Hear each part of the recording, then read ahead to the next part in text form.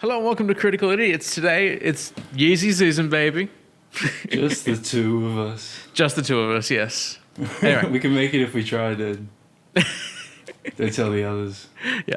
Yeah, but let's talk about what we're here to talk about. What did you think of the preview we got?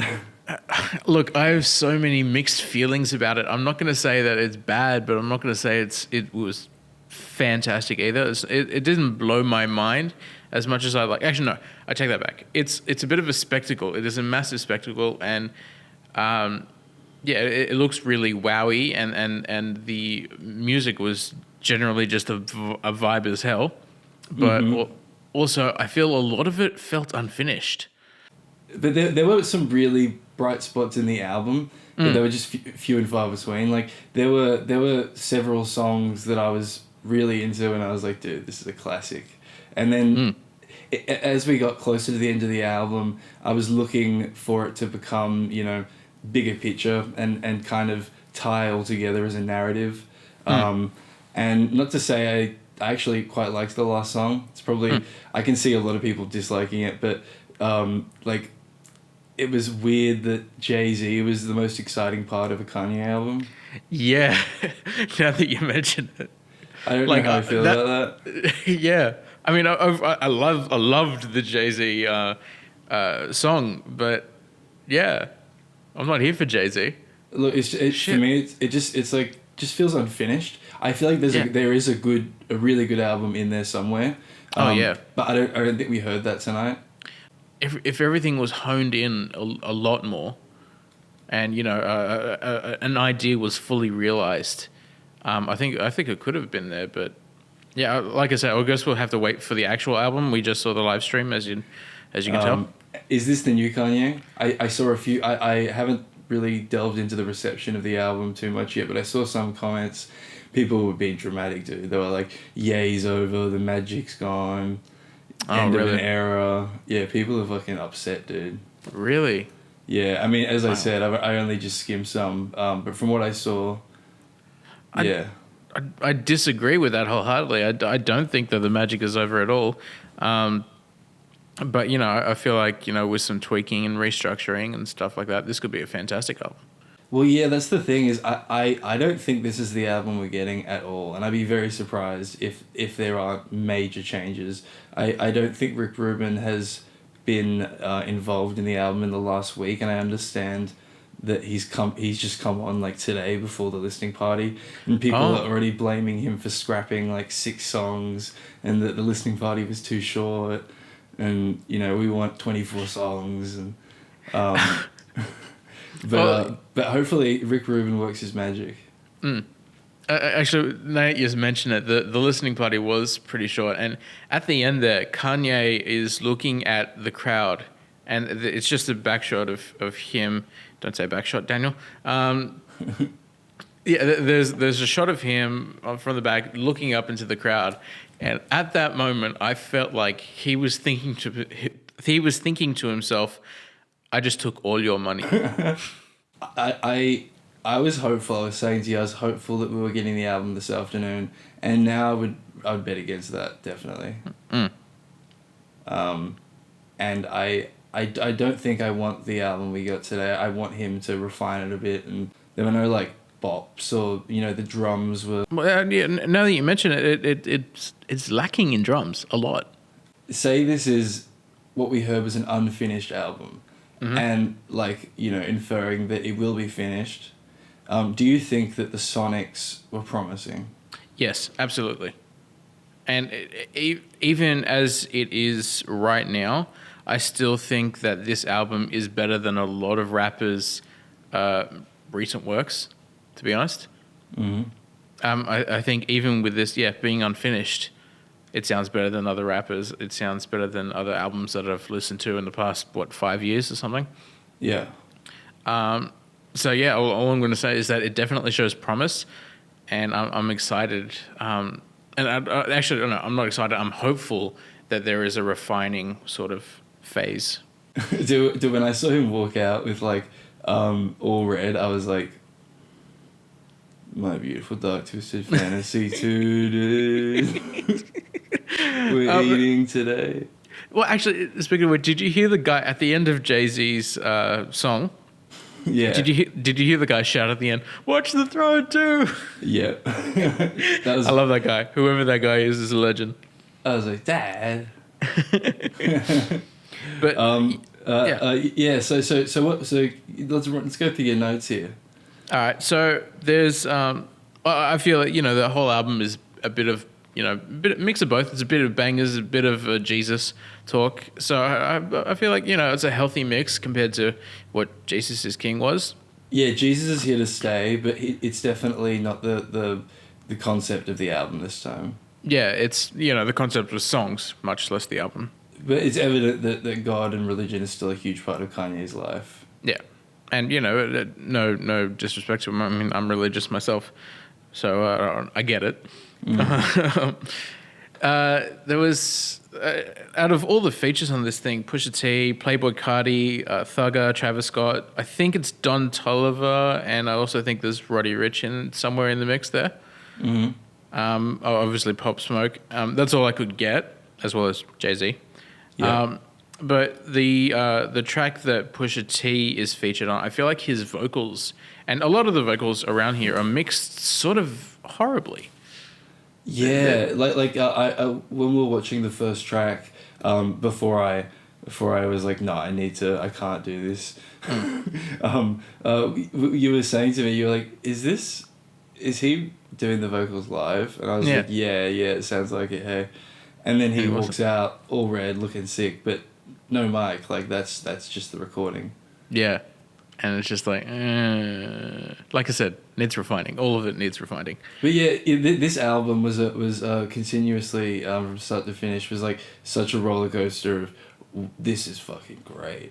This is what I waited for. Yeah, and then it's got some definite highs and some definite lows. Yeah. The highs aren't as high as the lows are low, but there are highs. Yeah, I agree with that. Well, so let's start go through it sequentially really quickly here. Okay. We'll just go through quickly what we've already covered. So it opens up with 24/ You're Gonna Be Okay, feat Casey. What did you think of this opening song? I think you mentioned you really enjoyed it. Yeah, I did. I thought it was sort of a double down on what Every Hour was on Jesus is King. I feel like that was a really, really solid opening song. I feel like this one is sort of like a continuation of it, sort of. I really enjoyed it. Kanye is great at opening albums. Ultralight Beams, Feel the Love, I Thought About Killing You. Kanye has great openings, even recently, and his most recent works. Yeah, I'd also argue Every Hour is is sort of up there, even though it's sort of Sunday service. It still gets me G'd. But this song, while I really liked it, I didn't get that. I remember the first time listening to it, I Thought About Killing You, and I was like, dude. Oh, yeah. This album is going to be a lot. And I didn't get that feeling. I actually more got that from the second track. South Carolina. Was that with Pusha T? Pusha T and Tony Williams, with Kanye and Pusha T just going back and forth. Yeah, that was solid. I really liked that, and the way that song ends, I thought was actually a great setup for the rest of the album. But then we get into Junior feat Playboi Carti. This was interesting. My hopes were still high at this point, dude. Yeah. It actually, while you're saying that, I don't think my hopes diminished at all. I don't feel like this sucked or this is gonna suck from here on out. I didn't get that feeling. I was enjoying this song. It kind of reminded me of something like Yikes, that on first listen I was like, okay, cool, but I came to really love Yikes. So I was prepared to okay, well, this might be a grower. Then after that is Remote. I can't remember that one exactly. Do you? Vaguely. We're gonna have to come back to you with that one, ladies and gentlemen. Then we go on to Praise God feat Travis Scott and Baby Keem, which is a song that I know everyone was excited about online, and I think has been stirring around for a while. I think I'd heard about Travis Scott appearing on the album, but it was a feature that I was pleasantly surprised by. How about you? Oh yeah, I was definitely pleasantly surprised by it. And it's weird listening to Travis Scott talk about God. It's just I don't know, Yeah. just something that I don't know. It's not in his repertoire. I didn't think he'd be religious at all. Or the Rager himself. Yeah, No, man, he's exactly. a father now. I get, things change. He's a man of God. um, yeah, so I thought Praise God was good. I'm actually unfamiliar with Baby Keem. Do you know much about Baby Keem? All I know is that I think he's Kendrick Lamar's cousin. Oh, really? Yeah, and he was a double XL freshman last year. Right. I'm Um, slacking. yeah. Never Okay. Abandon Your Family. I thought this song was great. Which one was that? I don't remember. Was it any Um, features? It's when it opens up with Donda, the excerpt of Donda talking about how I don't know actually if she was talking about her husband because I know they had a divorce, but just talking about how like he never left me. Mm. Do you remember that? Oh yeah. Okay. Yeah. Yeah. And Kanye like dropped to his knees. Mm. I thought that was a really strong song, and when I got to this point in the album, I was like, here we go. This is exactly like the kind of stuff I was wanting and waiting for. And I was thinking it might even be a Life of Pablo situation where it's a switch up and the first half of the album's all hype and the second half of the album's way more Downbeat. yeah, ominous and introspective. Mm. So I was really into that song. Then we got Hurricane. Hurricane. Is that the one that you've been 80 waiting for? degrees. 80 degrees. Oh, okay. Everyone was so excited for Hurricane. This was a song that originally got teased on Instagram and was intended for Yandi. And people were excited. They thought they were going to see it at least on Jesus is King.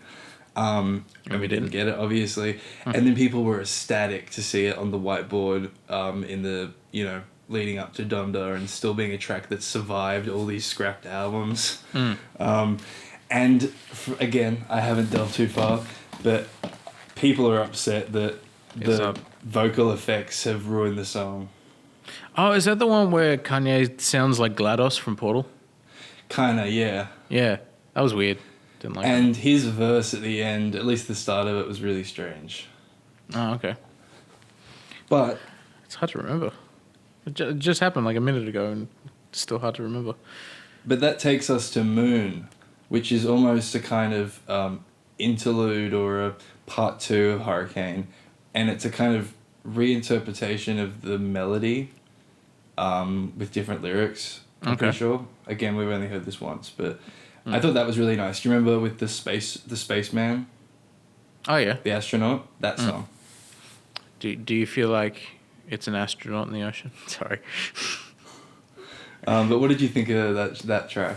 Yeah, it was alright. It's not one of the more memorable ones on this track list, I feel like. Yeah. Maybe the original 80 Degrees was better. Oh, definitely. But I really appreciated Moon. And again, at this point in the album, I'm starting to waver a bit, but I'm like, oh, that was cool. And, I liked the second song. I liked Never Abandon Your Family. So I was like, okay, there's a few things here I'm enjoying. And then we get to Shoulder to Lean On feat. Vori and Lil Durk. One of the memorable lines on that, Yeah. I think it was that one, is Kanye and Jay still brothers, they're just billionaires. I thought that was really, it's both a flex line, but also it's sort of a justification, I feel like. Like, they're both really, really busy with their time. And, they're managing multi-billion-dollar empires.